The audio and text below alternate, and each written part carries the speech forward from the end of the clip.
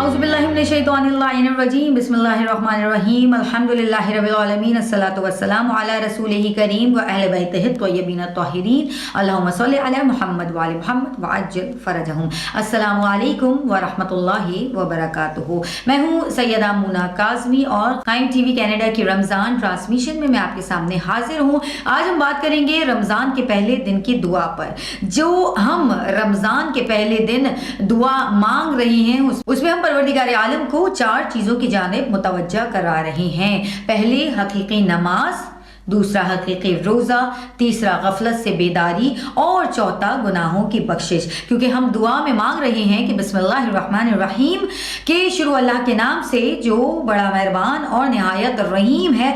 اللہم اجعل صیامی فی صیام الصائمین کہ پروردگارہ آج اور اس بابرکت مہینے میں میرے روزے کو حقیقی روزے داروں کے جیسا روزہ قرار دے۔ وَقِيَامِ فِيهِ قِيَامَ الْقَائِمِينَ کہ خدایا آج اور اس بابرکت مہینے میں میری نماز کو اور میری عبادتوں کو حقیقی نماز اور حقیقی عبادت گزاروں جیسی عبادت قرار دے۔ وَنَبِّهْنِي فِيهِ عَن نَوْمَةِ الْغَافِلِينَ کہ پروردگارہ آج اور اس مہینے میں مجھے غافل لوگوں جیسی نیند سے بیدار کر دے۔ پروردگارہ اپنی یاد سے غافل لوگوں جیسی نیند سے مجھے بیدار فرما دے۔ وَحَبْ لِي جُرْمِي فِيهِ يَا إِلَٰهَ الْعَالَمِينَ اور اے عالمین کے رب آج اور اس بابرکت مہینے میں میرے گناہوں کو بخش دے۔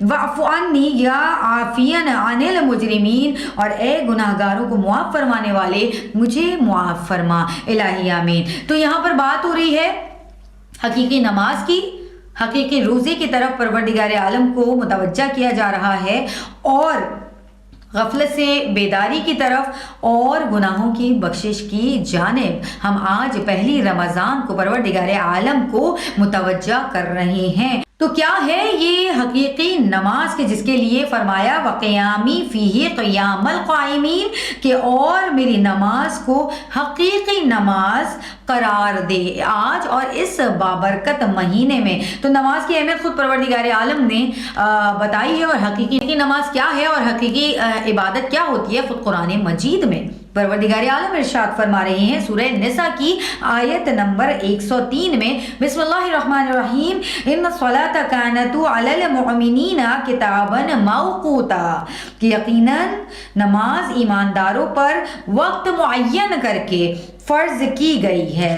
سبحان اللہ، بے شک۔ اور خود مولا علی بن ابی طالب علیہ السلام ارشاد فرماتے ہیں کہ رسول خدا محمد مصطفیٰ صلی اللہ علیہ وآلہ وسلم نہ تو رات کے کھانے کو نماز پر ترجیح دیا کرتے تھے نہ ہی کسی دوسری چیز کو نماز پر ترجیح دیا کرتے تھے، بلکہ جب نماز کا وقت ہو جاتا تھا تو آپ صلی اللہ علیہ وآلہ وسلم نہ تو اپنے کسی رشتہ دار کو پہچانتے تھے اور نہ ہی اپنے کسی دلسوز دوست کو، بلکہ کہ نماز کو ہر چیز پر ترجیح دیا کرتے تھے۔ اور کیوں نہ دے خود رسول خدا صلی اللہ علیہ وآلہ وسلم ارشاد فرماتے ہیں الصلاۃ عماد الدین کہ نماز دین کا ستون ہے۔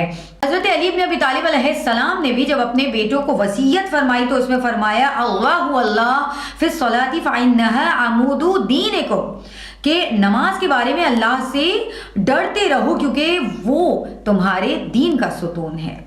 اور حقیقی نماز وہی ہے کہ جو ہمیں برے کاموں سے روکے، جو ہمیں بے حیائی سے روکے، جس کا ہماری زندگی پہ بہت زیادہ اثر ہو۔ حقیقی نماز وہی ہے کیونکہ سورہ عنکبوت میں پروردگار عالم ارشاد فرما رہے ہیں کہ بسم اللہ الرحمن الرحیم وَأَقِیمُوا الصَّلَاۃَ کہ اور نماز کو پابندی سے پڑھا کرو ان الصَّلَاةَ تَنْہَىٰ عَنِ الْفَحْشَاءِ وَالْمُنکَرِ کہ بے شک نماز بے حیائی اور برے کاموں سے باز رکھتی ہے۔ اور قیامت کے روز امام محمد باقر علیہ السلام ارشاد فرماتے ہیں کہ بندے سے سب سے پہلے جس چیز کا حساب ہوگا وہ نماز ہے، اور اگر جس کی نماز قبول ہوگی اس کے ہی باقی تمام اعمال قبول کیے جائیں گے۔ بس نمازی کی 3 خوبیاں امام جعفر الصادق علیہ السلام ارشاد فرماتے ہیں کہ نمازی کی 3 خوبیاں ہیں۔ جب نمازی نماز کے لیے کھڑا ہوتا ہے تو اس کے لیے आसमान से नेकियां निछावर होना शुरू हो जाती हैं। पाँव से लेकर आसमान तक फरिश्ते उसको घेर लेते हैं और इसे एक ऐसा फरिश्ता निदा देता है कि ए नमाजी, अगर तुझे मालूम हो जाए कि तेरे इस मुनाजात के किस कदर फ़वाइद हैं और अजर सवाब हैं तो तू कभी नमाज से बाहर ही ना आए। सुभान अल्लाह, ये है हकीकी नमाज। और अब बात करेंगे हकीकी रोज़े की, कि जिसमें हमने बात की ना बारह आज और इस महीने में हमारे रोज़े को हकीकी रोज़ेदारों जैसा रोज़ा करार दे।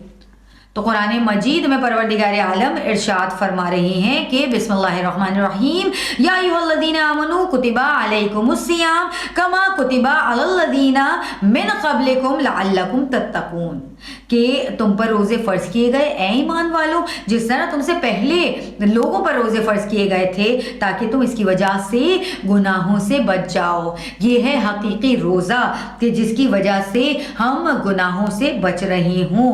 और क्या है, इमाम जाफर सादिक अलैहिस्सलाम इरशाद फरमाते हैं हर चीज़ की खुल के वजाहत करते हुए कि जब तुम रोज़ा रख लो तो तुम्हारे कान और आंखें हराम से रोज़ा रख लें, तुम्हारे तमाम आज़ा व जवारे बुराइयों से रोज़ा रख लें, लगव और बेहुदा बातों और नौकर चाकर को तकलीफ देने से परहेज करो, तुम पर रोज़े का वक़ार माया होना चाहिए। खुदा के जिक्र के अलावा हमेशा तहद्दे इम्कान खामोशी और सुकूत को अपनाओ और रोज़े के बग़ैर रोज़े के दिन को यकसां न समझो। मुबाशरत, बोसो किनार, बुलंद आवाज़ से हंसने से परहेज़ करो क्योंकि परवरदिगार आलम ऐसी चीज़ों से नाराज़ होता है। ये है हकीकी रोज़ा। यकीनन ज़हनों में ख्याल आ रहा होगा कि अगर ये हकीकी रोज़ा है तो ऐसा कौन सा रोज़ा होगा कि लोग रोज़ा रख रहे हैं तो अल्लाह कबूल ना करे।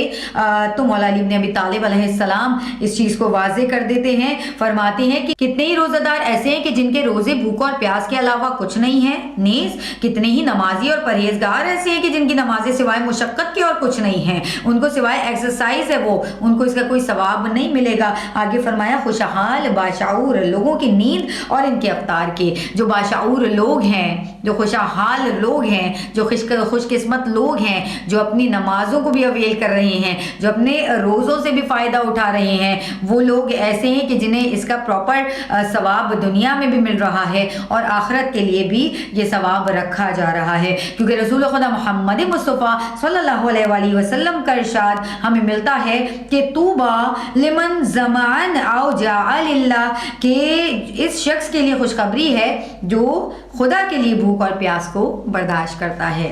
और इसी दुआ में जो हम तीसरी बात कर रहे हैं वो गफलत से बेदारी की बात कर रहे हैं। मौला अली इब्न अबी तालिब अलैहिस्सलाम इरशाद फरमाते हैं कि अल गफलतु ज़लाला, के गफलत गुमराही है। और इमाम जाफर सादिक अलैहिस्सलाम इरशाद फरमा रहे हैं इन कान शैतानु अदुवन फल गफलतु लिमाजा, कि जब शैतान जैसा दुश्मन मौजूद है तो फिर गफलत किसके लिए है। गफलत से अपने आप को जगाना है क्योंकि गफलत कसावत कल्ब का सबब बनती है। इमाम मोहम्मद बाकर अलैहिस्सलाम इरशाद फरमाते हैं और गफलत नादानी और जहालत का सबब बनती है। ये मौला अली इब्न अबी तालिब अलैहिस्सलाम इरशाद फरमाते हैं।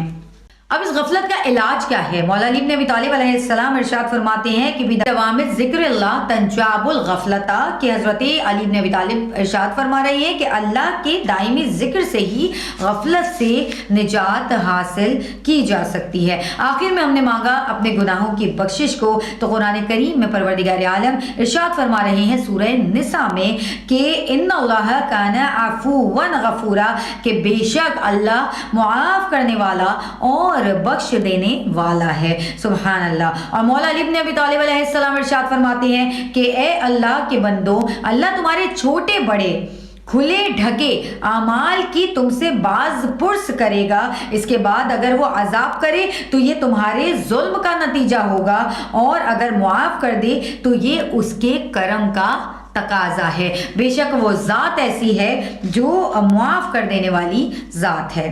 हज़रत अली इब्न अबी तालिब अलैहिस्सलाम ने एक और मकाम पर इरशाद फरमाया कि जो शख्स परवरदिगार आलम की हराम करदा चीज़ों से दूर रहता है, परवरदिगार आलम उसकी मुआफ़ी में जल्दी फरमाता है।